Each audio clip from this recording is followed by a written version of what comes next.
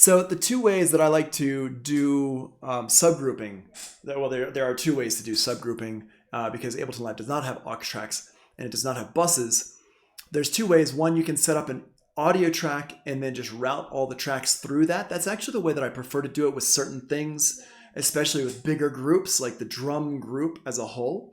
But then there's also the live grouping as well, like track groups in live, which is good for things like smaller groups like hand claps or snare drums or kick drums or basses, stuff like that. The reason why is because with live, with the subgroup, the track subgrouping, the track groups that they have in live, you cannot run your return tracks into those tracks. So if you have like your drums as a whole and you're sending those drums out to reverbs and stuff like that, and you want to bring that reverb back into the group so it's controlled by that overall group, then you cannot do that with Ableton Live track groups. You have to use the kind of old school subgrouping way that we used in Pro Tools. And that's what we're going to show how to set that up, and we're going to show how to kind of do both of those. This hasn't really changed between Live 10 and like from Live 8, I think is when they introduced grouping. And I've been doing subgroups like this forever and ever and ever because I started off doing it in Pro Tools and then I learned how to do it in Ableton Live. So here, let's get my drums. All my drums are color coded here. Let's go ahead and solo these out. Here, we're gonna go ahead and start from here. I'm gonna loop this part right here. I'm just gonna loop that. Cool. Okay, so what we're gonna do here is we are going to subgroup these drums together. And I'm gonna show you a couple different ways to subgroup these drums together. The first way is the kind of normal way, what I would call the normal subgrouping way. It's the way that you can use in Logic, Pro Tools. If you're using like the Audient or the O2R, it's very similar to that. And that is, what you do is you create a new audio track. And let me color code it so it's the same color as my drums. And I'm gonna rename this audio track Drum Group. And I abbreviate everything. So it's just gonna be DRGRP, Dr. Group. So there we go, there's my drum group right there. And on this drum group, what I'm going to do is I'm just going to make sure the audio from says no input. I just like to set that up. That way there's no like worries about any kind of feedback loop or anything like that. And then what I'm going to do is I'm going to go ahead and highlight all these other ones here. And I just click on the first one here, the top, the name, and I hold down Shift and I click on the last one there. So it just highlights everything in there. And I go down here to Audio 2 and I set this to go to the track that I just made, drum group, boom. Now you'll see that everything goes in here, and I'm just going to go to my monitor and set that to in. And now everything is going through this drum group. And I can turn it all down. Right? And that's subgrouping. It's super, super easy. I actually think, you know, it might be a little bit easier than even Pro Tools because you don't have to worry about setting up inputs and buses and stuff like that. You're literally just taking all your tracks and sending them to the new track that you just made. And all those steps are right here in our notes. Set audio from, so subgroup, you need to make an audio track, act like an aux track. Set audio from to no input. This protects against feedback loops. Set monitor to in. Name the track drum group, select all the tracks you want to subgroup, shift click them, set audio 2 to the track's name, drum group. This number 2 here, you might not be able to do that until after you do number 5. So the order is, you know, the order might be changeable a little bit here because set monitor to in, it depends on how you've got things set up. That you may or may not be able to do that immediately. But everything's right here in the notes. And it ends up looking like this. All of your drums, all your track outs are set to the subgroup track name, drum group, drum group, drum group. And then our drum group, this is our subgroup track here. Audio from is set to no input and monitor is set to in. So it's all right there for you. It's not particularly hard to do. And especially if you've been subgrouping in Pro Tools, this will just be like, oh, cool. This is how you do it in Ableton Live. And that, you know, you'll notice that happens with a lot of stuff actually, where once you know the concepts, you understand how to do certain things, it's really just a matter of figuring out what button to push in the next DAW or the next program or whatever. And it's really not that hard most of the time. So just wanted to show you all that there. Let's go ahead and do subgrouping in Live, this is the Ableton Live method, which is track groups. So this is also super, super easy.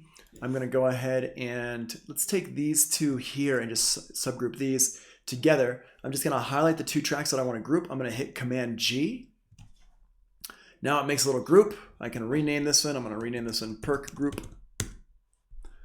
And now you'll see that these didn't actually go to the right place because I already changed the output for them. So I'm just going to go here and select the Perk Group here. And then this audio 2, I'm going to set that one to go to my drum group. Let me just do all this actually here. Let's undo a few things. On Command Z to undo, undo, undo, undo. I'm going to get rid of this drum group here. And we're going to do that again. And you'll see how it automatically does stuff because I already changed some things so it didn't automatically do it. So it's a little bit confusing. So what I do is I highlight my tracks that I want to group together. I hit Command G. And now over here, I'm going to give that a name. Perk Group, because it's got my hi-hats and my percussion in it, so we'll just call it Perk Group. So now you can see that the audio on these two tracks automatically went to the Perk Group here. And you can see it's right here under my master track. It doesn't show up as a new track, it shows up as a like a new kind of grouping track. It's separate from the audio tracks. Now what I can do is I can hide this or show it. So I can actually, it's good for organizing stuff and you can hide or show. And if I wanted to, I can play. Hold on, let me stop everything so nothing's playing. And I can click on this and it will play everything that's in the group over here.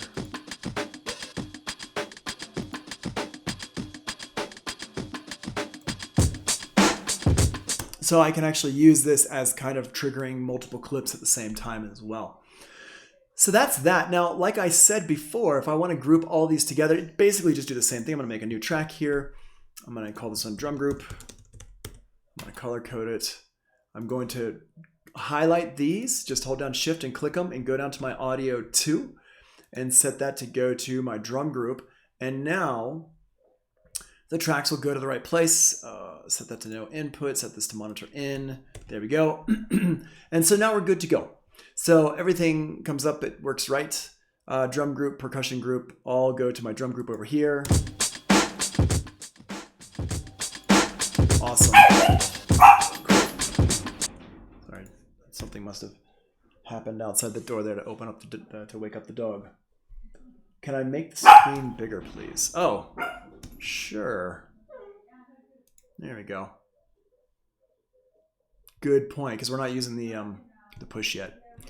Good point. Thanks, Elon, for pointing that out. So there we go.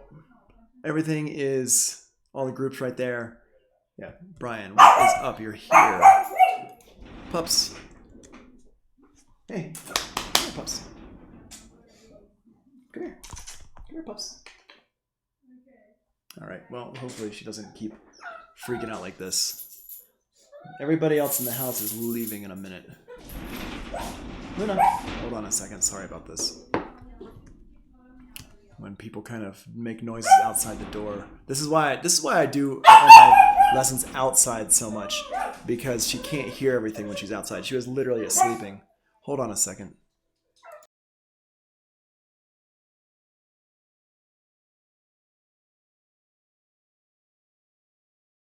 Hold on one second.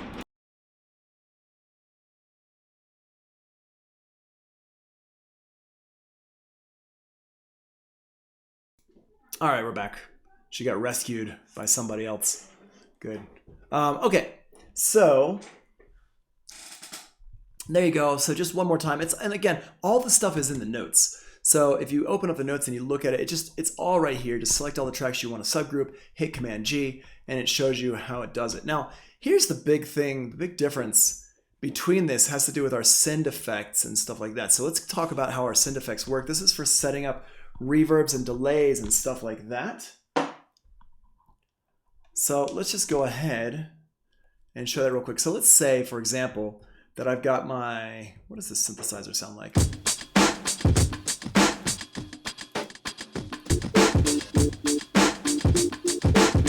Okay. Let's take the synth and send it to a reverb and a delay. So I've got a reverb over here, but it's not a reverb that we can really hear that well. So what I'm going to do is I'm going to change this to a bigger reverb that we can hear better. Let's send it to a vocal plate hall. All I do, whenever I've got a return track set up, it automatically shows me my send here, and we can hear it. The effect is coming in more and more as I turn it up.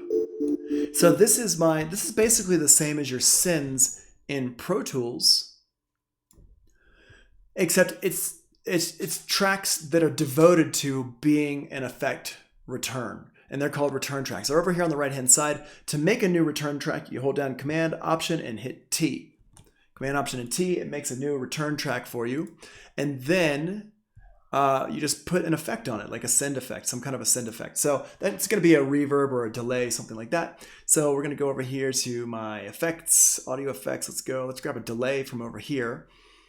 And let's use the echo, which comes with Live Suite, which if you're using the demo of Live, you've got Live Suite here. And let's grab a preset. So I'm just going to click on this little button right here to grab a preset. And it opens up all my presets here.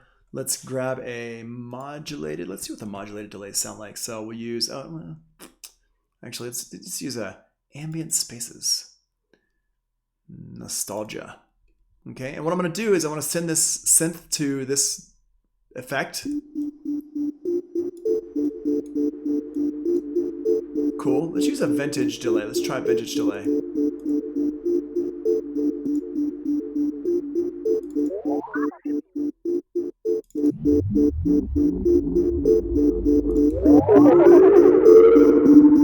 There we go. That sounds pretty cool. Very kind of dubby. Okay, I'm going to send it over here. Cool. Get my drums going.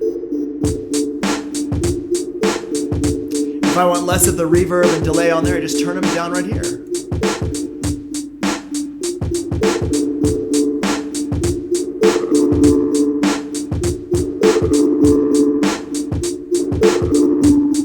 And just like with anything, you could automate that. You could do all sorts of fun stuff. Whoa, listen to that noise that's on there. Goodness.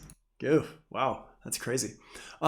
So we can do that. I'm going to change this because I do not want all that noise. Let's put the gate on. There we go. There's my gate. Yeah, I'll just use that gate instead of changing the sound.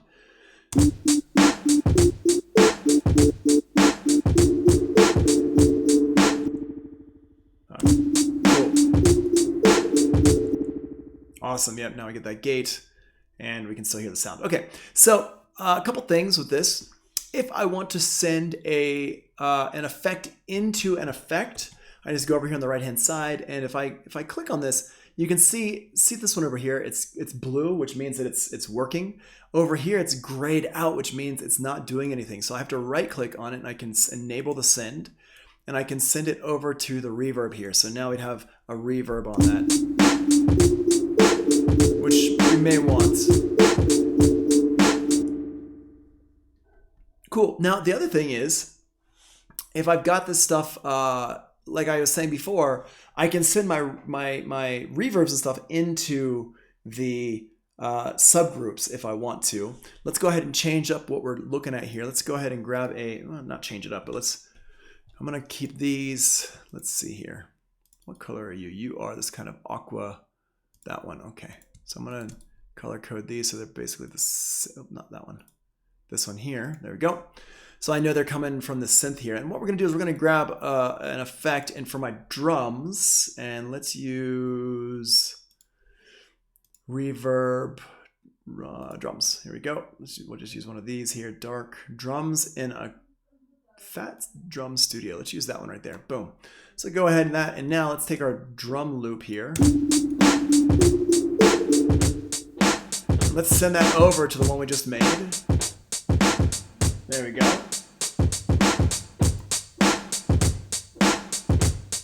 Cool.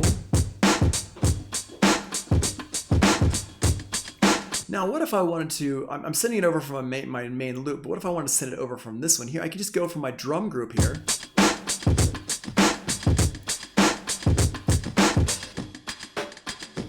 You can hear it's doing it for both of them. Or I could do just one of them. or this one. So you have a couple of different places I can send the signal over from, but here's the thing, is that if I want my drums to come back into my group, I cannot bring the drums into this percussion group. The way you bring things over into another group is you go down here, and you can see that I've got audio to master, but then my percussion group is not an option here. I've got percussion loop, I've got closed hat loop, but percussion group is not an option. What does that mean? That means that we cannot bring this reverb into this percussion group here. So what I can do, send it here from this drum loop, I can bring it into this drum group here though. So what I can do is I can say, all right, I want my reverb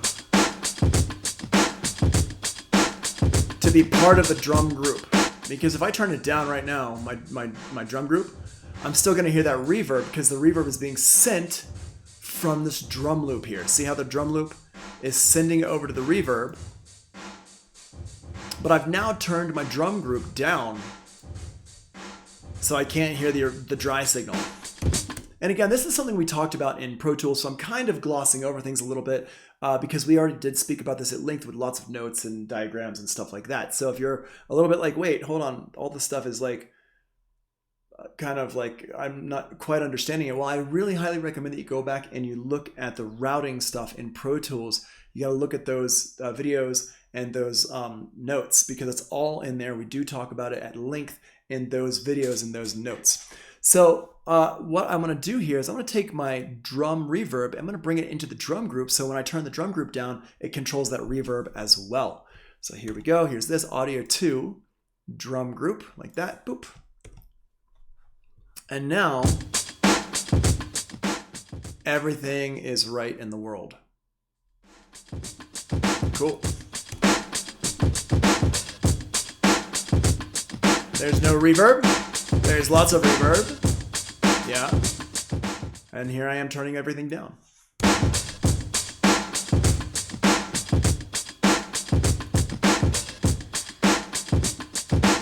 Cool. Okay.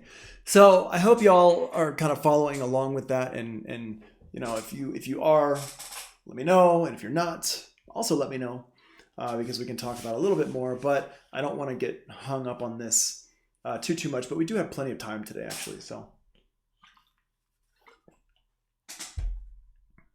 all right. So that's everything going into the group here. You don't need to do this with the synthesizers. The synthesizer here, the synth loop. Here, it's just like a normal send thing. So I don't have the synth grouped up into anything. So I don't need to worry about bringing these into a group. Just if I play this, if I turn this down, everything gets turned down because they're all post fader. We can change pre versus post fader right over here on the right hand side.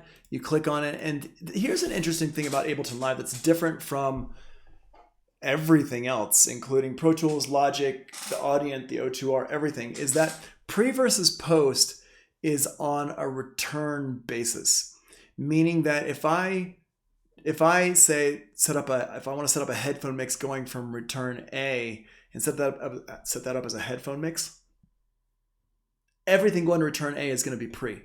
Whereas with Pro Tools and Logic and Audient, O2R, SSL, all those, you're setting pre versus post individually on the track you're sending from. So if I'm sending, for example, from the drum over here to A, I could set this up as pre versus post on most things. But Ableton Live is a bit different. Ableton Live is set up over here on the right hand side, and everything now for that A is going to be pre. And when I first encountered this, I was like, why did they do that? But at the end of the day, it actually doesn't really matter that it's set up like that, because if you're sending things pre-fader, you're probably doing a headphone mix. And if you're doing a headphone mix, you're going to do that headphone mix with everything that's going to return A or B or C or whatever you're sending up for that headphone mix. So it's not really, it's not a big deal. It doesn't inhibit your creativity or something like that.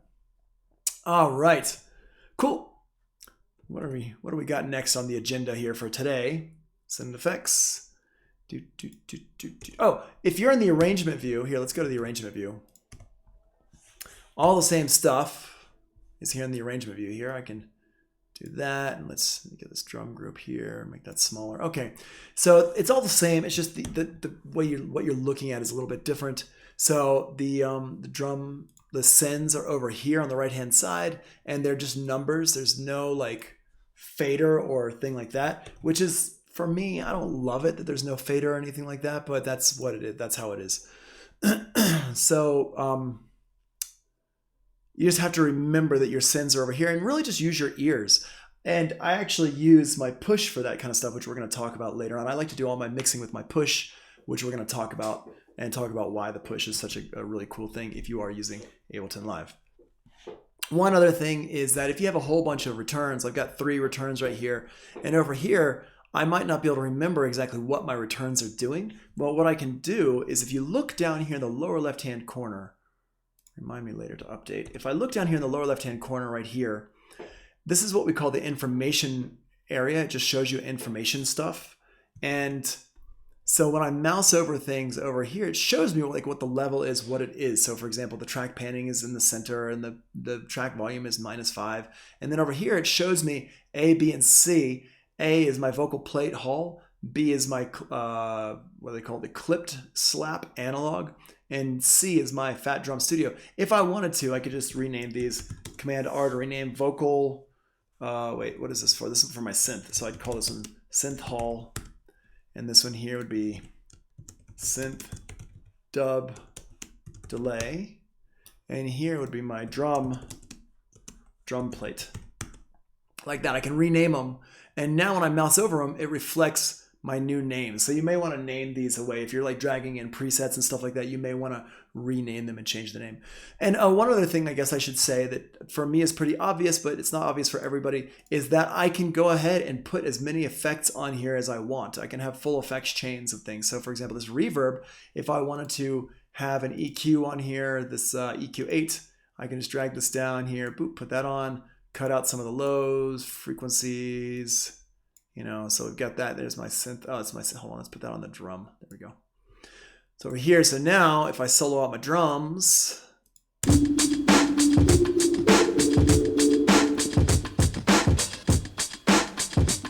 now, it's hard to hear. There we go. There you go.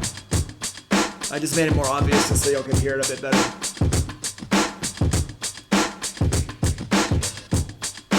So I can mess around with different, I can, you know, add the EQ into it to EQ that stuff.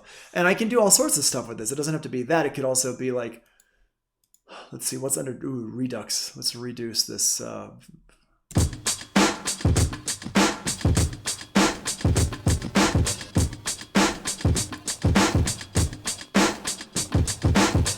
if I want like a crunchiness in there, you can hear that. Right, so I can do all sorts of, you know, stuff. My point is that you can put as many effects onto your turn tracks as you want, and it's a really good idea to try things out and mess around with stuff and experiment with that. Now is definitely the time to be experimenting with stuff. It's like Homer Simpson said, there's a time and a place for everything, and it's called college. All right, so I'm just gonna make these bigger. If you want to make them bigger or smaller, you can just highlight them. And it'll everything you've got highlighted. You don't have to hold down Option or anything like that. If you do hold down Option, it'll apply the change to every single thing on there. So if I hold down Option and click this little arrow key here, it'll go ahead and change everything. So there we go. All right. Right. Okay. So return tracks. Yep, okay, so you can send a return track to another return track by right-clicking on the correct send knob and selecting Enable Send. Don't send a return track to itself. Ooh, big red letters. Do not send a return track to itself. This will create a feedback loop. Now, I will say that they have, as they've gone along, they've made these return tracks more analog-ish. So if you wanted to, if you know what you're doing, you could create a feedback loop with a delay put an EQ on there and create some really cool dub style delay stuff that you have a lot of control over, which can create some really interesting sound effects. But that's something we could talk about when we talk about sampling. If you want to, we can talk about it in sampling, or we can talk about it in the last week of class. It's definitely not something to talk about here. I don't want y'all to start doing that kind of stuff right now, because you can easily break your headphones, or you can break your speakers, or you can break your ears. If you have to be really careful when you're dealing with feedback loops. So, but just be aware that you can do it. It's actually pretty cool if you know what you're doing. All right, some mixed tricks. Oh, faders can be extended. So this is a really cool thing here. If I want to make these faders bigger or smaller, I just mouse over this part right here. And I can drag it up and down. So I usually keep mine right here. If I need to really get in and dial stuff in, I can drag them up, and we can see the two numbers. This number here is the peak where we peaked at. This number is what we're set at. If I click on it and use my arrow keys up and down, it's going to just move in 1 decibel increments. If I want to make that smaller, I can hold down shift and it'll move in 1/10 of a decimal increments, which is a lot more, it's better for fine tuning stuff in. So that's a great little way there. A is your peak, B is your fader level. If you want to reset your peak, you just click on it. All right, the master fader, the Q out. You can set your headphone out separate from your main out depending on your audio interface. This is necessary for when you're DJing. If you want to be able to hear, cue stuff up, cue up songs and stuff like that. That's what you do. Send pre-post faders based on the return track. We talked about that already. The Q amount sets the level for your audition levels and also for your metronome. Somebody before was asking me if we could adjust those independently, and the answer unfortunately is no, which we talked about the other day. So the answer is still no. It's unfortunately, it's just they're connected. Your metronome is connected. But honestly, you're not. I mean, how long do you keep your metronome on for? If I've got my metronome on, and I'm playing stuff, then I can just turn it down. It's really easy, and especially when you've got the push, there's a knob here for it, which I'll show you. But if I'm working on my drums earlier in the process, then I've got my drums set up and I don't really need that metronome anymore anyway. So when I start auditioning samples and instruments and stuff like that, I can adjust the level of that Q amount. Let's see. Like I said, if you're DJing, you will need to set these out for separate things. And with I don't have an audio interface that can do it right now, but what you would do is you set your Q out to, you click on configure here and you can set up stuff, output configure. I don't have multiple outs, so I can't, I don't have them right now. I don't have my audio interface plugged in. So yeah, for me, the Q out is just the same as the regular output. If I do change the Q out to something else, this here will stop being a solo button and it will be a Q button. It'll say Q here. So I can listen to just the Q, I think. It's been a while since I've used it like that, though, so I don't really remember how it works. Freeze and flatten. Okay, so how we freeze and flatten our tracks. Let's say we've got the synth loop here. Well, this is a loop. Hold on, let's make it out of here. Let's get an instrument in here, and let's go ahead and grab a sound. Let's grab a mallet. Here, we'll grab this ambient computer bell. And we'll put this here, make a new MIDI track, drag this onto the MIDI track. There we go. So now I've got that. Why are we not hearing anything? Oh, because I've got this soloed. Here we go. So what is this? The key of C. I've got the key of C here. Let me change my scale here to C minor. There we go. And I'm going to show you all this stuff in just a moment. Cool, so I've got that there. If I wanted to record this in Chewy. Oh, wait, hold on, mute my voice. Do not need to be hearing me talking about anything. Oh, wait. It's A sharp, so it's B flat. What? Oh, I must have adjusted the level, the pitch of something. Here, let me put this over into... What is up, Jonathan? How are you doing, man? We're going to go ahead and put this in the key of B flat. There we go.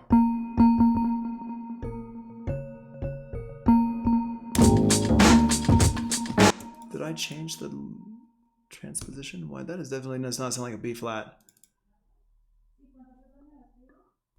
Do do do do do. Oh, I hate it when the notes are not right because I'm really bad at notes. Boom, boom, beep, boom, boom, boom. Let's see here.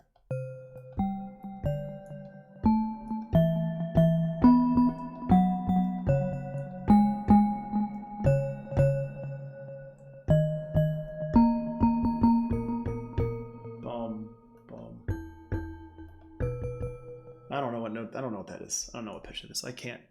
Let's hear. Let's see. Let's throw a tuner on here. This is like watching me struggle with. Let me put Jonathan in here real quick. Jonathan, you are about a half hour late.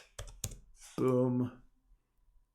Also, Jonathan, I've been reaching out to you for like multiple emails, and you have not been responding to me. We need to talk, buddy. We need to talk. Let's go ahead and throw a tuner on here and see what this bass line actually is. So this is the way, if you have bad hearing like me, especially for bass sounds. Okay, so it's kind of an A flat. All right, so do that here. Boop. A flat. Boop a doop. A flat. Well, it's kind of an A. Whatever.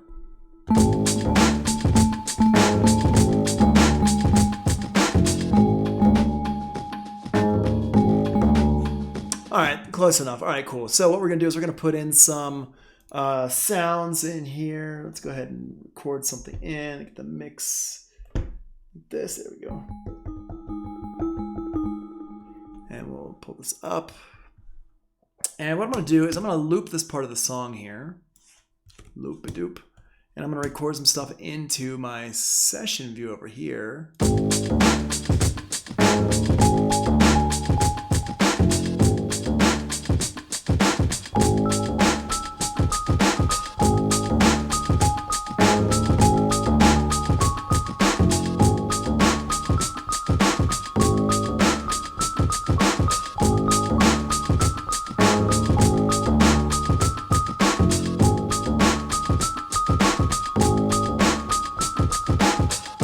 Awesome. Okay, so we got that in there.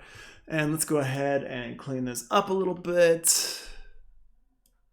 Move this over here. All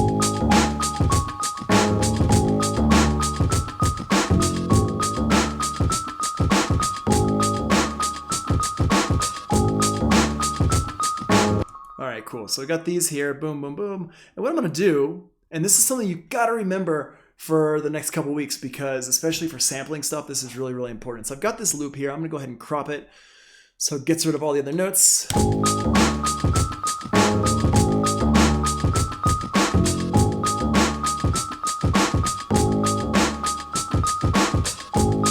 Awesome. So if I wanted to, I can go in here. Let's duplicate this out.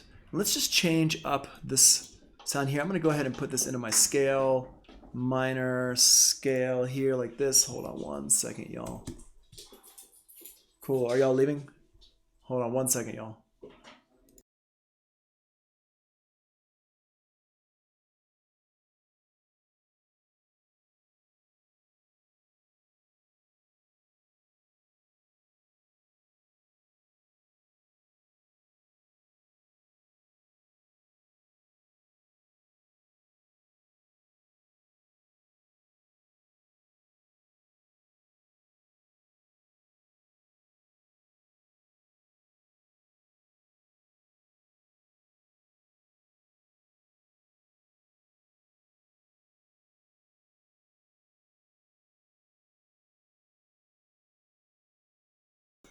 So we got the puppy back.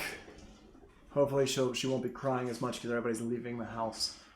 So, yay. All right. Okay, pups. You ready? You ready to learn some Ableton Live? Yes. Okay, yeah, she's ready to learn some Ableton Live. Oh my gosh. Puppy kisses. Okay. Nope, she's ready to go over there to the door. Hey. Maybe I should keep her on my lap for now. I don't know. We'll see what happens. All right. So, back to this. What we're going to do here is we're going to take this And we got the keys here. And let's go ahead and put in, I'm gonna move some of these notes around a little bit.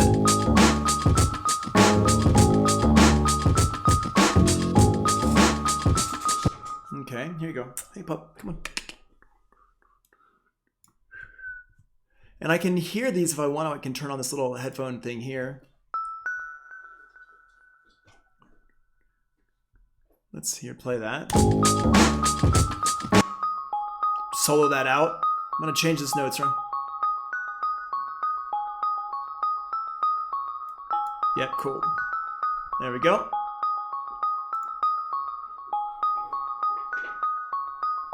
Awesome. I'm gonna adjust this a little bit, turn the reverb down here, turn the delay down.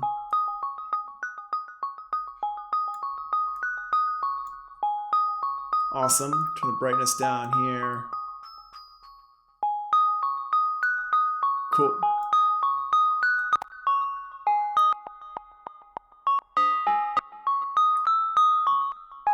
Okay. Awesome. Okay, that sounds pretty good. So what we're going to do here is I'm going to go ahead and turn this into audio by freezing and flattening. Super, super easy. It's all right here in the notes. Right-click the track name, then select freeze, then flatten, freeze in Pro Tools. This enables you to turn off plugins, processing on tracks, but still arrange the track. You can unfreeze at any time. Flatten commits is basically the same as commit in Pro Tools. Flatten turns the frozen track into audio. You can only flatten a track after it's been frozen. So we go over here, we right-click. Let me zoom in, right-click here. Select freeze. Let that do its thing. Boom.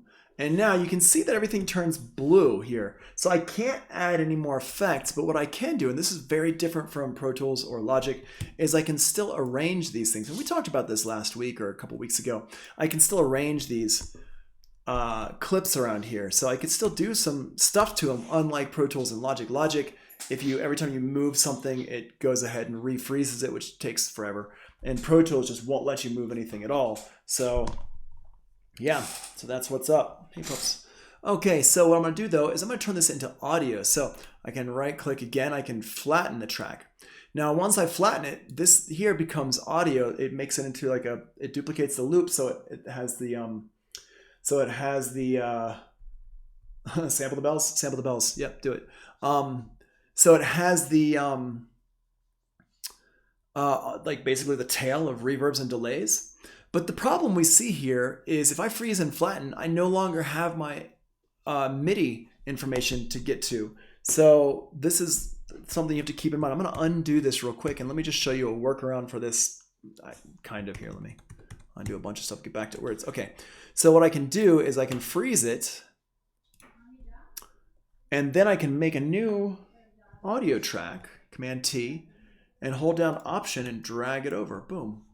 And now I've got my audio track here. I've got my MIDI track over here. I'm just going to go ahead and turn this clip off.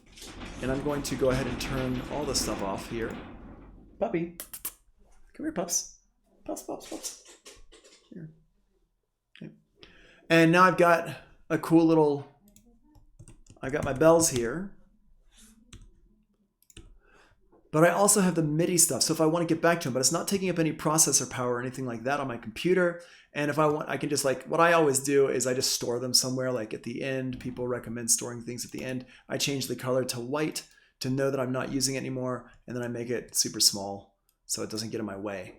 And then if I ever need to get back to it later on, I've got it right there. I can get back to it. And this is what it's just something that I do just so I have everything there if I need it, if I need to go back and make adjustments. So now I've got this bell part.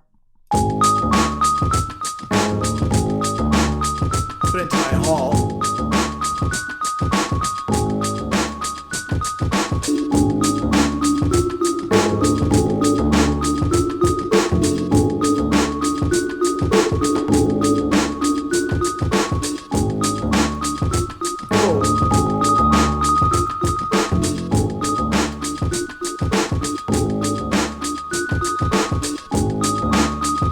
There we go. I'm not feeling that synth dog delay anymore. So yeah, there we go. We can turn that down. Let's put a filter on it. Once I've got it as audio, I can do whatever I want to it. I can just go ahead and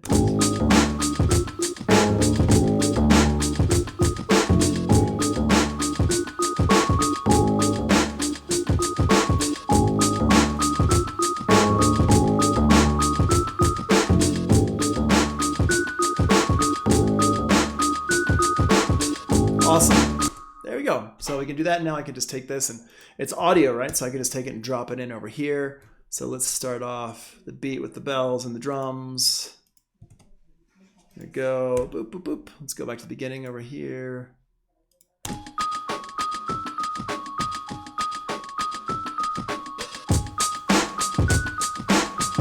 I'm going to go ahead and make these shorter by using all the stuff we talked about on Monday. All these transients here, the transients thing here. I'm going to go ahead and put this into eighth notes because they are eighth notes. And I'm going to...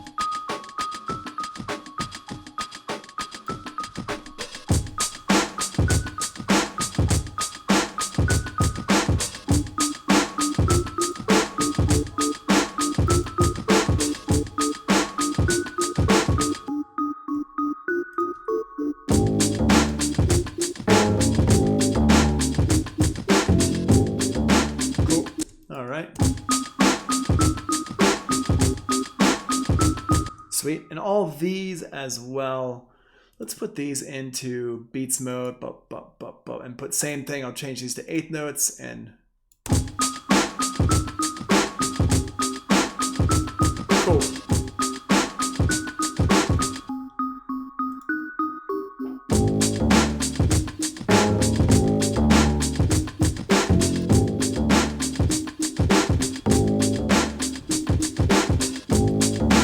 Knowledge bombs, boom! You got the knowledge up in your face.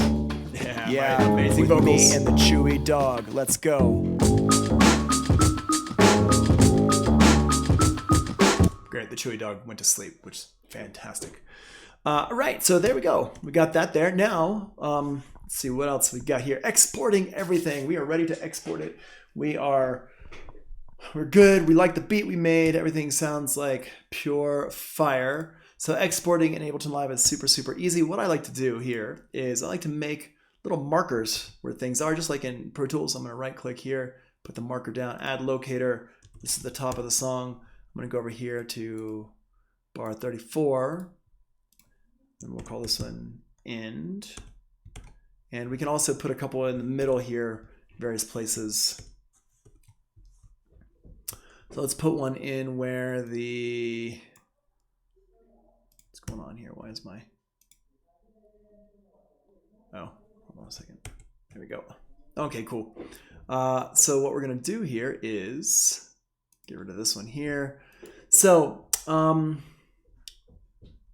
going to put in some markers here, just so we have markers here. The vocals basically start right here. Vocals, and then here's my bells again. Bells. And here's my outro. Awesome. We could probably make this outro a little bit shorter. Command Shift Delete to delete time. There we go. Perfect. Now what I'm going to do is you do not have to do this next part, but this is something that I like to do. I'm going to highlight everything here. I'm going to drag over from the top to the end here. I'm going to hit Command L to make a loop out of it. Only reason I do this is just so I know what I'm bouncing out, just so I have it in my head. You don't need to do that. What you do need to do is you just need to highlight the part of the song you want to bounce out. You do not need to add the loop in here, but I do that part. So I've got this loop here. It's not going to export it as a loop. It's just going to export as a regular thing. But there we go. So let's go ahead and hit Command Shift R. And this is my export audio video part here. Now, there's a couple of options in here, and these are important. Rendered track, the master. If you're bouncing out as a stereo master, as your stereo bounce, then the master is right there. All your individual tracks, if you're bouncing out stems, you can do all individual tracks. If you wanted to bounce out just a couple of tracks, you can select those tracks and bounce those out, selected tracks only. Or I can bounce out any one of these tracks here that I want. Since we're doing the master, we're going to go ahead and do master here. Then it asks me, like, where's my start, where's my end? I thought it was on 30. Oh, I deleted some, that's why. Okay. Then include return and master effects. If you're doing master, this one's not an option, but if I'm doing anything else, then it is an option. And then I can render it as a loop. If you render it as a loop, it will make it a double thing. So it'll have basically the tail of any effects like reverbs and delays in there. If I want to convert it to mono, you can convert it to mono. Ableton Live automatically does everything as stereo. So if you want to do anything in mono, you'd have to do it by hand. I don't recommend doing it. If you want to have things be mono, what I recommend doing is exporting everything as stereo. If you're going to mix it in Pro Tools, bring it into Pro Tools and separate things into mono and Pro Tools if you want to do that. Otherwise, just leave it in stereo. Normalize, do not do this for songs. You can do normalize for drum samples, and that's about it. Create an analysis file. If you are going to use this track back in Ableton Live at some point in the future, you can create an analysis file. It's basically just doing what Live does when you drag it in.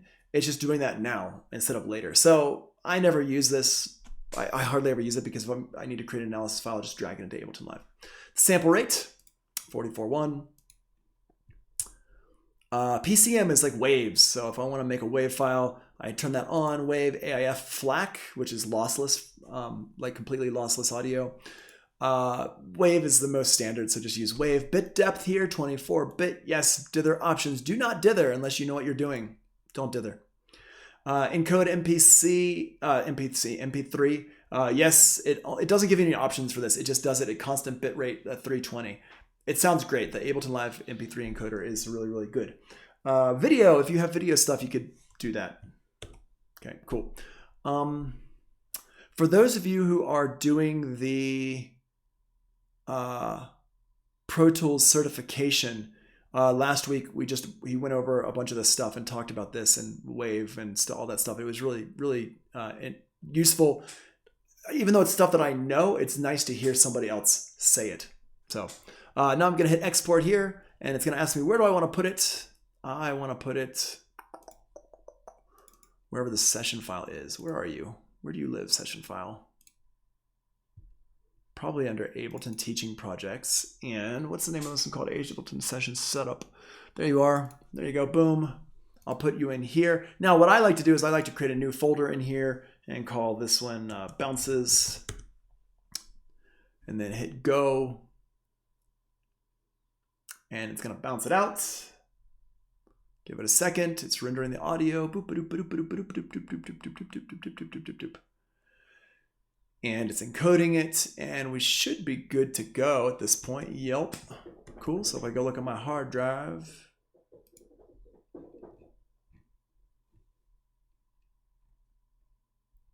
Where is it? Ableton. There we go. Teaching projects. Ableton session setup. Bounces. Oh, it didn't put it in the bounces. Put it in the bounces. There we go. And there we are. There you go. So I've got an MP3, I've got a wave, and we're good to go. And you can see the MP3 is small because like the song is like 30 seconds or whatever, or a minute. That's what's up. That's all the stuff. That is all the stuff here. So, yep, and everything we just talked about is right here. Render track, master, stereo bounce, all individual tracks, exports all tracks. Duh. Good for stems. Select your tracks only exports tracks you choose. One track only. Click the track name in the list. Render as a loop. Will keep all the reverb delay tails in the audio. Convert to mono. Good for bass sounds. Normalize. Don't use it. Create an analysis file. Only use this if you're going to use the export audio in another Ableton Live session, like immediately. And then PCM or wave. PCM wave or AIF wave. The dither. Don't use this unless you know what it is and when is the right time to use it. So basically, with dither, it's a mastering thing. So just only do it if you're doing mastering stuff. So don't worry about dither right now. All right, I'm gonna go ahead and stop the recording.